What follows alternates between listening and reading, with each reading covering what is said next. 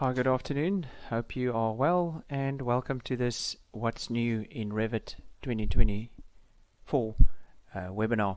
In this webinar we will discuss the key themes and features that have been added, and there are many, so which is great because a lot of people have asked for these enhancements.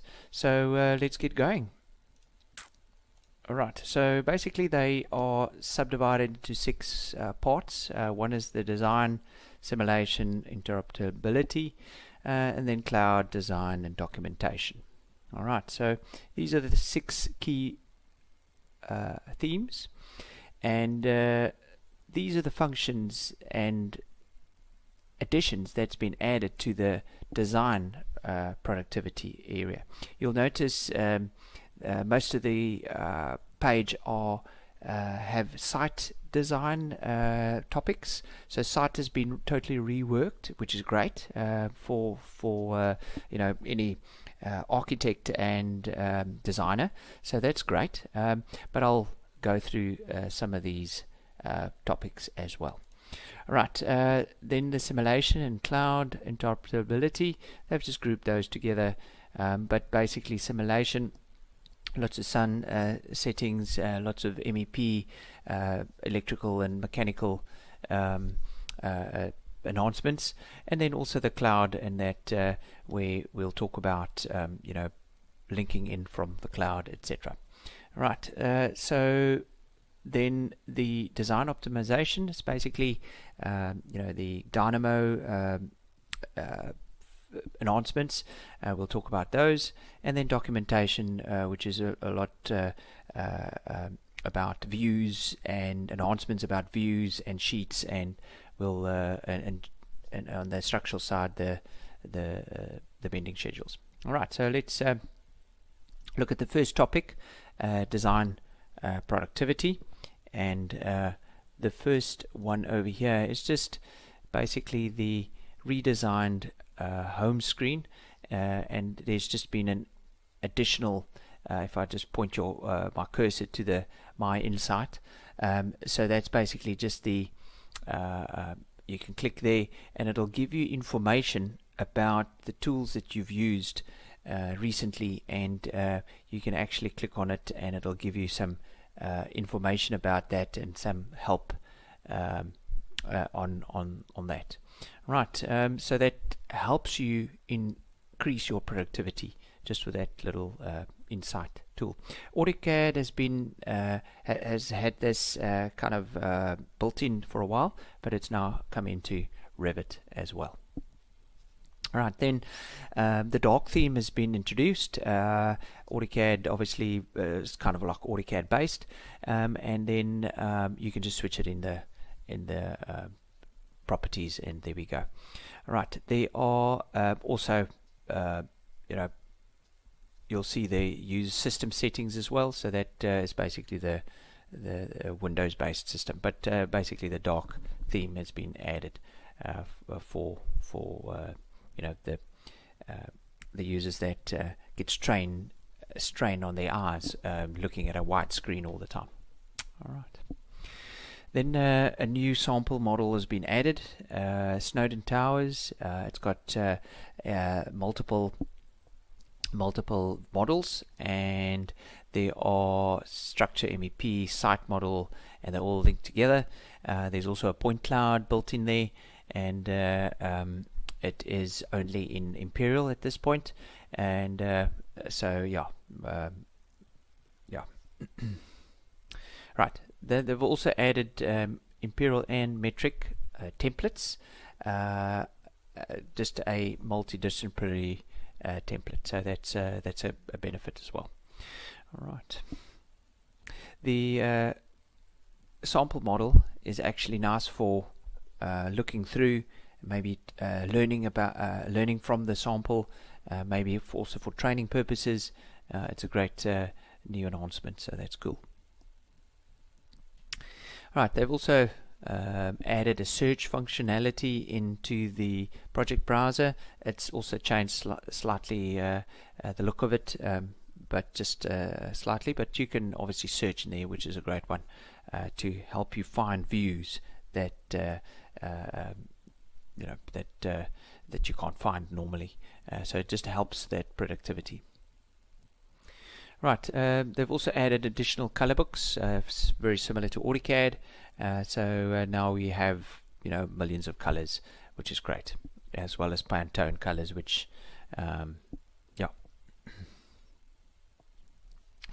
in the 3D views, they've all not 3D views, but all the views, they've also introduced textures visual style additionally to realistic and shaded. So basically it shows it's kind of in between. It's not rendered or realistic. It just kind of shows the textures that's been applied to the faces, which just gives it a little bit more feel to the model than just shaded, and so on. All right. Right, there is enhancements to the link to Twinmotion. As you know, Twinmotion has been included now, and there's an auto sync that just helps with that workflow, and it helps with the workflow to specifically 2023.1 of Twinmotion. Earlier, the link was with 2022.1, I think, but it's now obviously been upgraded to the latest Twinmotion as well. All right, and then that auto sync obviously is a tool that will, as you change something in Revit, it updates in Twinmotion, and so on. Right, then looking at the site design, they've totally reworked it. But before I start, if you open up an older model, you still have that older site that is available. But you can convert it if needed, meaning that you can convert it to this Toposolids. If you think AutoCAD and you think solids, it works very similar to that, and you can do Boolean operations, subtracting one from the other, that sort of thing, and subtracting kind of a tunnel underneath the site to produce a tunnel or such. And then also it's kind of it's kind of created like a floor where you've got you create the extents with a pink line, and then it must be enclosed, and you say okay, and there we go, and that allows you to create a site manually. It also retains the ability to create a site from points as well as from an imported item, so that's great. Right, as I mentioned, there is layers that you can add, that you build up your Toposolid with different layers, so that's fine. It's also got reporting parameters like volume, elevations, and that sort of thing. Right, you can also subdivide a topo surface and then give it a offset so that it's kind of higher or lower from the other item. Okay, at this point it just must be higher. So if you want something lower, you would just offset the site, then the parking lot's lower than the site, sort of thing. Right, so you can subdivide from that site. What's also nice about the site tools is that if you've got walls or foundations or floors, you can kind of subtract those from or cut them from the model so that they don't interact. So you just simply use the existing cut tool, pick the one, pick the other, and it just cuts the one from the other. They don't occupy the same place or space. Right, there's also graded regions, and that helps with cut and fill schedules in that, which is great. Right, then once you've created the site, you can preview the points, and you can then use these points like a normal floor to manipulate the heights of these items, the shape editing tools, or the sub-element shape editing. Right, very similar to the existing floors and roofs that you have, which is great. Right, then there's also some more the ability, this new Toposolid can host the site-based tools component. So as you pick the component to place it, it just gets placed on the Topos surface. So that's great. It also has this edge family that you can add, and that's the sort of thing. Right. Moving on to the modeling of the other industries, like structures in this case. There are multiple enhancements for freeform rebar within Revit 2024. Right, the alignment of the rebar can also just be manipulated with a spacebar to toggle the alignment of the stirrups in this case. Right, on the MEP side, they've also added enhancements, and there are many duct enhancements that you can have embedded schedules and lots of sample projects or sample content and so on. Right, within the MEP environment, they've also added and opened up additional parameters, in particular lower elevation, top elevation, and those parameters that you can obviously use in schedules and so on. Right,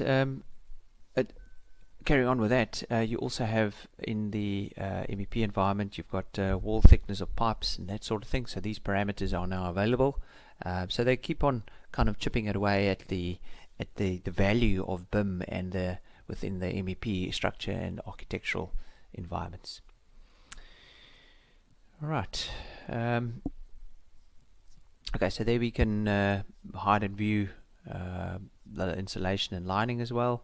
And a lot of enhancements with regards to the installation. Right, the scope box, we talked about a template earlier, and when you create or open up this multi-disciplinary template, it has a scope box placed already.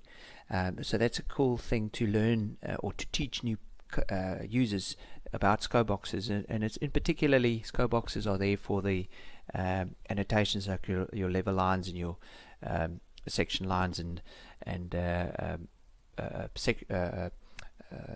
grid lines that can be attached to this item, and as you change the item or the scope box, so does the all the level lines or grid lines and that sort of thing. But in this case, 2024, they've just added a height to it, so that you can just type that in. You don't have to pull and push at the or go to a different view and then pull and push at the arrows. So that's great. Right, you can also now sort some of the additional parameters, the custom parameters that you add, or call it project parameters. In the olden days, it just had, if you create them, they were just sequentially created or placed as you create them. So if you create one, it'll just put it on the top of the list. The last one you create is bottom of the list. But now you can sort them by alphabetical order. All right. You can also export family type parameters so that we kind of it was there, but you can now you can create type catalogs much easier and so on. In the olden days, you could export everything but the family type, but now you can do that as well. Right, so under the simulation, as we mentioned, there are a couple of announcements with regards to solar studies and that sort of thing, and you can even go, as you can see there, into seconds. So meaning you can produce multiple images and create a better looking or better sun path video, perhaps. All right. There's also enhancements to the energy model, where you can say only elements visible in the current view should be calculated, and that obviously applies to 3D views and so on. Right, so they kind of start opening up this and look at the wish lists of and the idea forums within the user areas in Autodesk to create these new features. Right, there's a lot of enhancements within structural loads. In particular, you can define boundaries and pick, so meaning that on the right hand side here there's an area load, but it was drawn by pink lines to define an area. It doesn't automatically sit on the edges of a floor or such. Alright, so you can define boundaries as a new feature. Alright, it's also been color coded, so you can now add colors to your loads, and live loads could be a green, dead loads could be a different color, and so on. Right, there's also enhancements with the association with the physical and the structural items and models, where you can have multiple analytical objects associated with a singular structural physical geometry, or vice versa, meaning that you can have 2 or 3 physical items and just one structural model or member line. Right, so then there's also enhancements with automation, and we'll talk about that with Dynamo as well. Right, additionally, flow and pressure drop calculations have been enhanced. There is additional parameters that you can use within the environment, as well as these calculations there's been enhanced, and they can be run in the background, so that you can kind of work better in the foreground on your model. There's new calculation engine also, as I mentioned, added. You'll see on the right hand side, as you do the calculations, it tells you, give you feedback on what it's doing on the right hand side on your screen. Alright. You'll see there on the right hand side there's demand loads that's been added, and you can apply factors now to the analytical loads as well, so that helps with the initial design of the building, where you only have demand loads and that, not the physical items that you've placed in the object, or from the objects that you've placed. Right, so these are all added prior to in the workflow, so that you can design your electrical analysis better. Right, as we go on, as you can see, there's a lot of enhancements with electrical, structural as well. So I'm going to just go over to the interoperability. With this docs, you can now link directly from the cloud into your Revit model, and so that's a great one, and it can be added as a kind of an underlay, or so as docs also has up to 60 file formats that's been added in docs, and you can just use that as a coordination model as well, so you can use that as a reference in your model. So that's a great tool there. As you see on the right there, in the coordination model, it used to be just a kind of a Navisworks model, but now you can obviously add it from docs as well. Right, these models have metadata, so you can actually click on an object and then see what that object is, if they are available, the metadata. Right, you can snap to them as well. You'll see there's additional snapping item where you can snap to these coordination model object snaps.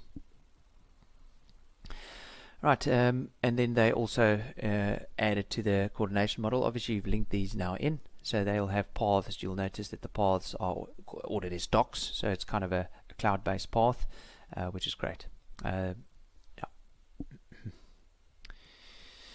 Right.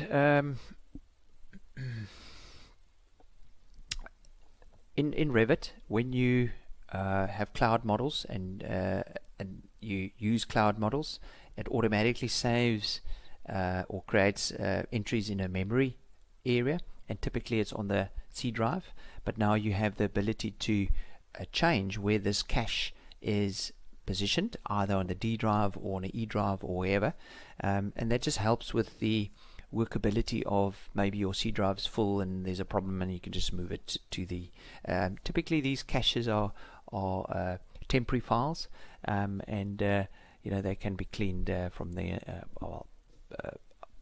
I wouldn't suggest that, but they are temporary models that Revit uses to load these cloud models quicker, etc. But you can reposition where they are stored.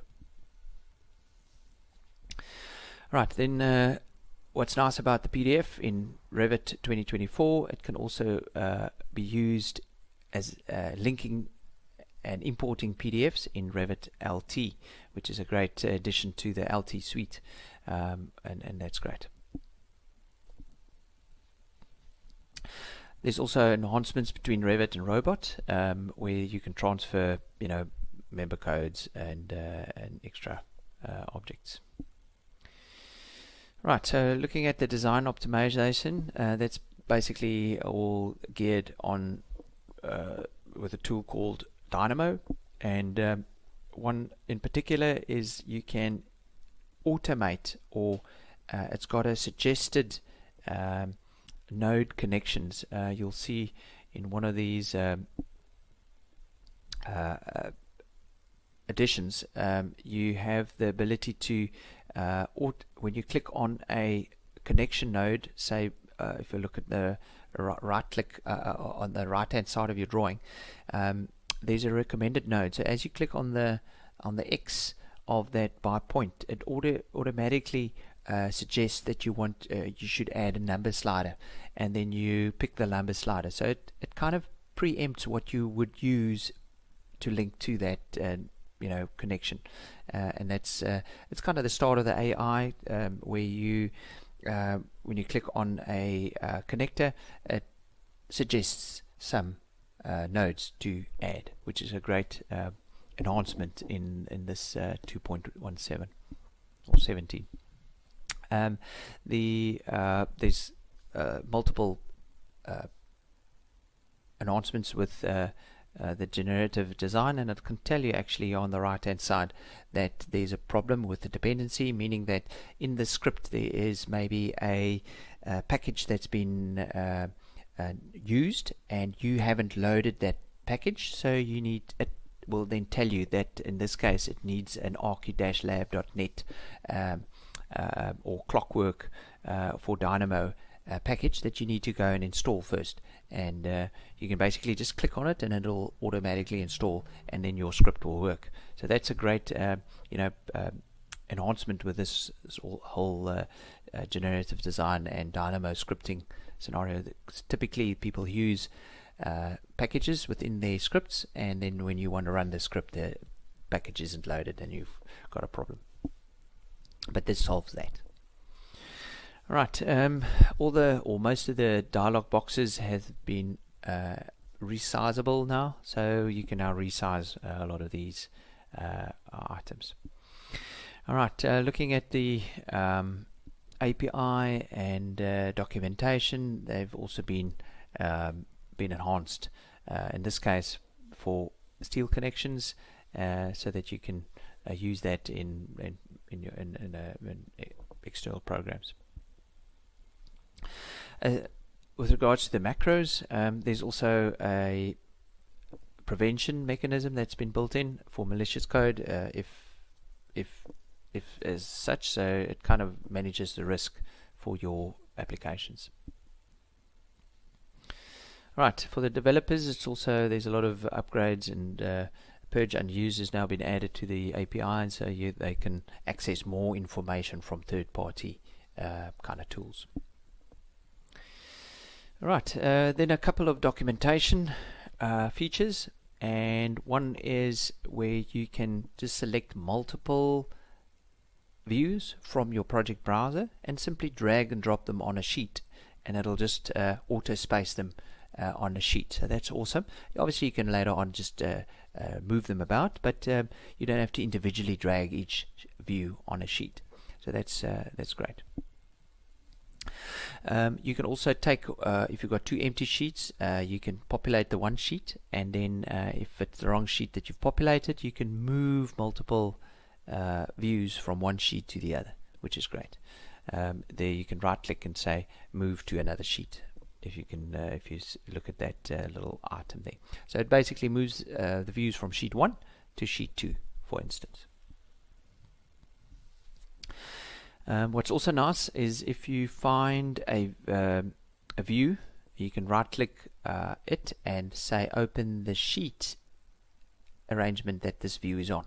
And in this case, you know, they clicked on elevation, they open the sheet, and all the elevations of the model is there, or whichever. So it opens the sheet and you can see where this view has been used, which is great. With revision clouds, in the past you couldn't schedule them. Now you can. So if you add revision clouds, you can actually schedule them, and it'll just you can add notes to it, comments and that. So it just gives that workflow a little bit, the revision workflow a little bit more flesh. Right. In the past, you couldn't align if you've got a roof or a floor that's been kind of surface edited. They couldn't align the surface, but now you can. So you can also, you know, just select, like you did with a wall, you could select one of these lines and align it to an edge as well. So that's great. They don't have an image here for that, but typically you could have the surface pattern line to the various edges using the align tool, as you can see there. Alright, then with the rebar schedules, when you've got a section, you basically click a button, and you select, kind of click and drag the bar and drop it next to it as a detail, so it kind of just draws everything in there. So it's very much you need to kind of see a video of it, but it's basically just drag and drop the detail from the bars that's in the section. So basically click and drag. This is kind of there's the section on the left, and then they've clicked and dragged that section over here to the right, and it just creates the 2D detail of the bar, which is awesome. Alright, also in the schedules, they have there's scaling in the schedules that based on the picture. You can either, there's different settings, but you can add it or not scale it based on the, you know, these cells, the heights. You can scale the cell size or not. Alright, they've also talked about the increased and enhanced the 2D element draw order in 3D families, specifically in the previous version. This is the vector and the raster prints. When you print, you might see through the objects, but they've with the printing, they have retained the ability to have the one in front of the other, because when you print with images, it typically changes it to raster, and then there's a problem with that printing. Right, yeah, we did talk about the resizing of the schedule rows. You can obviously adjust. There's different settings now that they've added to have the ability to adjust the heights of a schedule.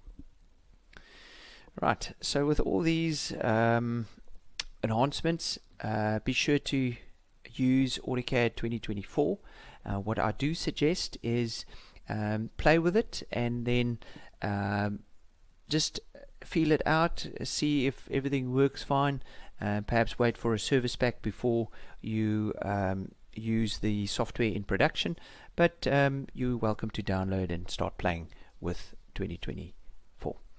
Alright, so thank you for watching, and yeah, see you on the next one.